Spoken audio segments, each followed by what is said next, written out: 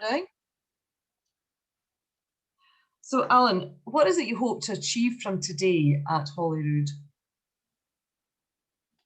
We hope to highlight the plight of the travel industry in general, that how desperate it is, how low morale is, how much in need of financial assistance because of the mishandling of the restart of travel. I mean, coronavirus pandemic isn't anyone's fault in particular, but really the way that travel has been treated and the methodology of trying to get travel underway has undermined the whole process, knocked confidence in travel, created absolute chaos. And we need to highlight that to the people in charge. The SPAA has been saying for a while that the First Minister should trust the vaccine. What do you mean by that? Well, the whole reason they're going through all of these lockdowns and vaccination processes is to get the benefits of that. And the benefit is, you know, you've got a degree of protection against it and a high degree of protection against it. And it stops the transmission, it stops the spread, hopefully, and gets it to a point where, you know, we can live with it. And the fact is, you know, no variant has been shown to jump any of these vaccines yet. You know, and this is what's been pushed as caution. And you know, we can't.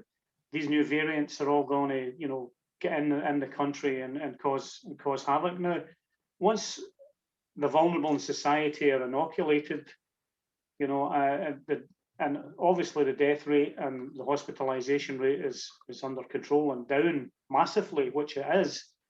You know, the benefit of that is you can open up the countries, you can open up and you can travel again. And that's what we mean when we say trust the vaccine, you know, and don't say, oh, one of these things might jump at, you know, well, okay, but that has never happened. So, you know, until that happens, you treat it like it doesn't.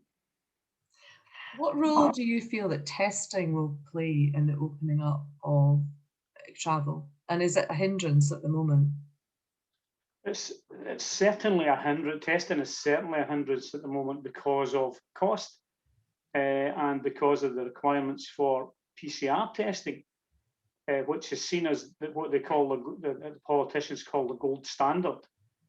And because of the better accuracy relative to lateral flow tests, as they say.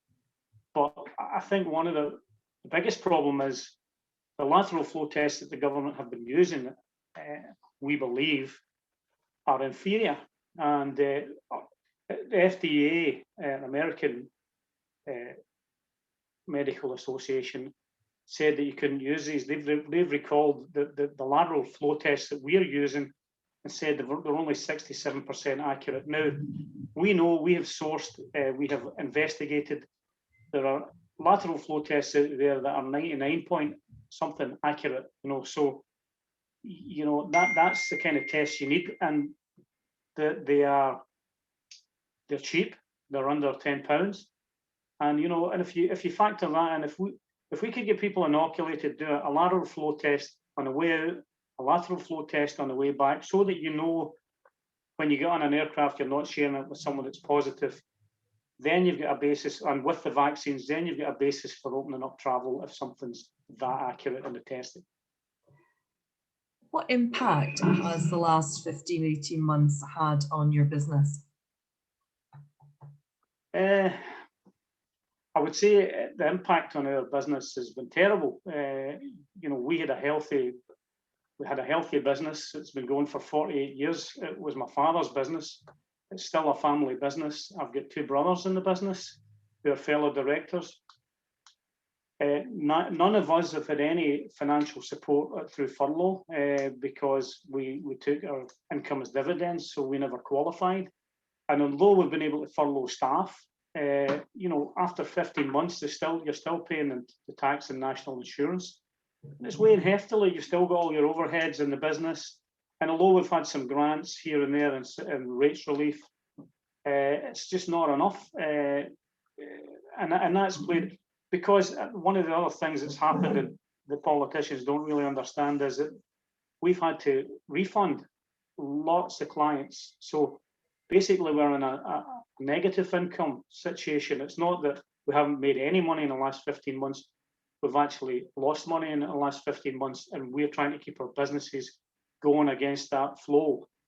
And that's why we need travel opened up quickly now, because, you know, I think that's played out across the industry. Airlines are desperate, cruise lines are desperate. You know, how long can any business go for 2 years without any income?